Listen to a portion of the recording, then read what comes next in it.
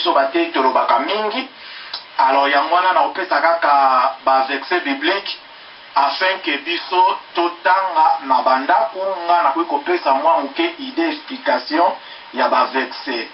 Alors nalingi na pesa des versets, il y a problème à liboso ya crise o elekaki na Ancien Testament. Na moment oyo crise ekotaki na monde. Wana totanga ngo na Genèse na chapitre tobandi quand même ata na chapitre 40 tokitiki tokota histoire continue na 42. Alors tozomona kuna tango crise ekotaki Egypte lokola bazaki na nganga na Nzambe to na mutu ko azwaki révélation na Nzambe au peuple tobengi na Congo ya Joseph. Alors bango ba se préparaki à conséquence que crise wana est frappé bango te. Alors pendant que bango ba se préparaki na bango ba nation mususu vu que bazalaki na révélation na Nzambe te, alors crise wana ekomelaki bango. Donc vu que bazwaki prudence a message na Nzambe te, crise wana efrappaki bango. Ezaki crise moko mondiale. Mais Egypte sikoyo a se préparaki yango pe mengaki Egypte ezala sikoyo na force mususu économique.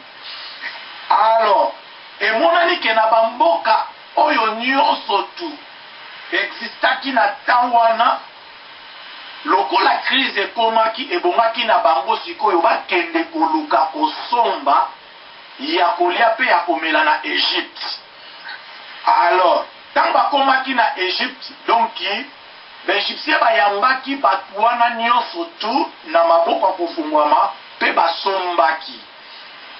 Mais toye komona na c'est biblique oyo nga nazopesa eza biloko moko eza très important puisque crise économique ememi biloko ebele yango na 10 minutes ou bien lelo tokoki kosilisa likambo oyo te puisque eza kaka te de crise économique mais na problème ya bafoyer. Donc crise ekoti ya makasi, crise wana eza crise ya génération. Alors toza na ba problème ya makasi na ba environnement na biso na société na biso. Alors na angle nyonso tout quand même na kati ya l'église na biso papa toza na ba crise moko eza ya makasi. Donc crise tant toza ba crise totelemi kaka na crise économique te. Or lelo monde aza touché na ngo monde azotalela mais nazoloba de crise ekomi na niveau nyonso. Na foyer ba para bana bazoyokela bango te na kati ya foyer mwasi na mobali équilibre eza te donc déséquilibre eza vraiment ya makasi oke na kati ya ba société relation ya papa na mwana eza vraiment na malili ya kosakana te. Alors tokomi na ba problème moko moye to cité pe to kota vraiment na profondeur eza te na 10 minutes na 20 minutes ezokende na kosila.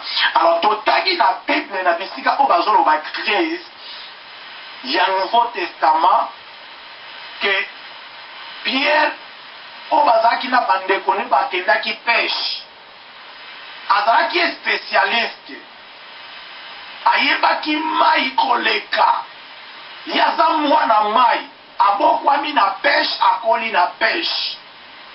Mais jour wana Bible yebisi biso ke apeshaki azwaki eloko te akutani na nkolo.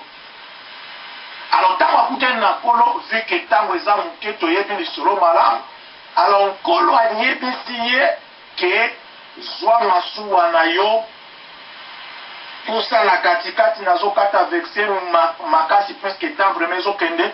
Alors Pierre tango apusaki masuwa na kati nkolo ayebisaki ye ke no bwaka lisusu file na yo, ayebisaki nkolo nasali butu mobimba nazungisi te kasi na maloba na yo na kobwaka. Donc kangali eloko oyo na maloba na yo.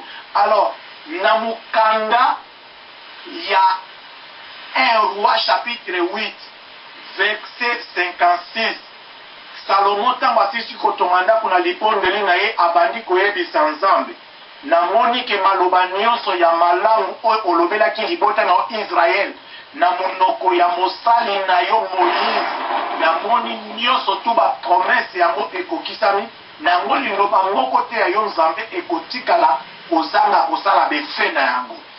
Alors Bible lobi que Pierre alobi na maloba na yo kolo na kobwaka. Alors donc toloba que Pierre abandaki na baningani bande ko passer moment moko ezaki difficile na business na bango na ba faire na bango. Alors Pierre papasaki moment moko ezaki médiocre akende na ye ba pêche aya avec victoire lesengo kasi mokolo wana ezaki ya échec. Donc akotaki na étape à crise, akotaki na étape ya désert, amekaki na ba formule nyonso en tant que un grand pécheur, mais akokaki plus jamais na réussir. Donc akotaki na étape moko ezalaki anormal, donc akotaki na étape moko ya désert to ya crise. Alors ebouleversaki position ya Pierre, donc azalaki vraiment mutu moko na lobake, azalaki mutu ya kobuka na ndenge tolobaka na lingala na biso.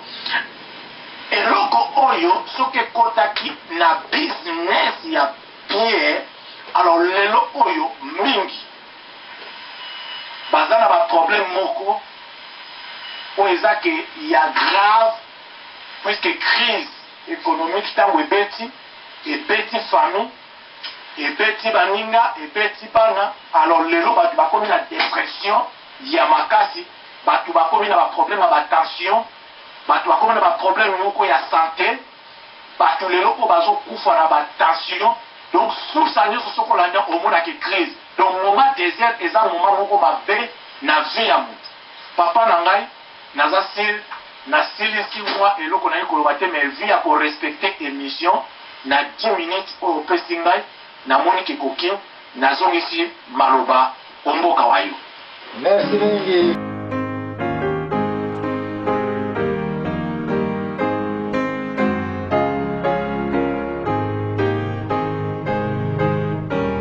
Papa na biso, papa pasteur Aimé na mboka ya Madrid kuna na Espagne. Na banza lelo makambo ezali minene awa pasike bandeko ebele bakomi bazokolandaka makambo zango lokoka wana.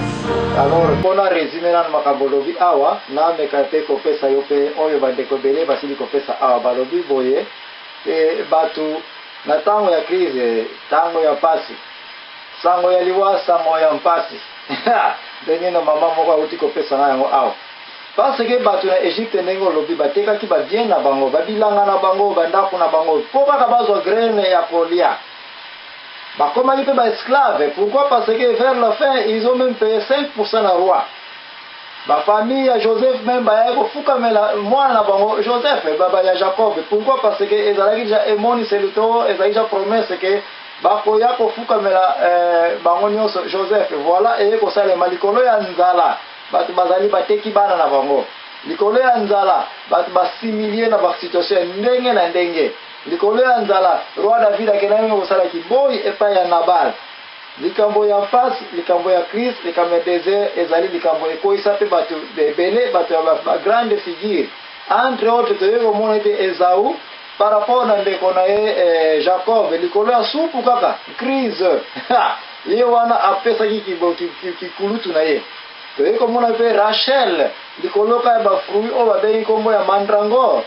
Ake kofukamela mwana ya Lea pano kende kolukelanga mandrangore. Mama na aboyi alobia oke boye pesanga mobali na yo na semaine oyo akoya kolala epa na yo me aya kolala epa na ngai toyebi ete Rachel abungisa kobota jour wana ya kozwa mwana na ye likolo kaka ya nzala crise yango tozali kolobia bandeko bokende mosika te.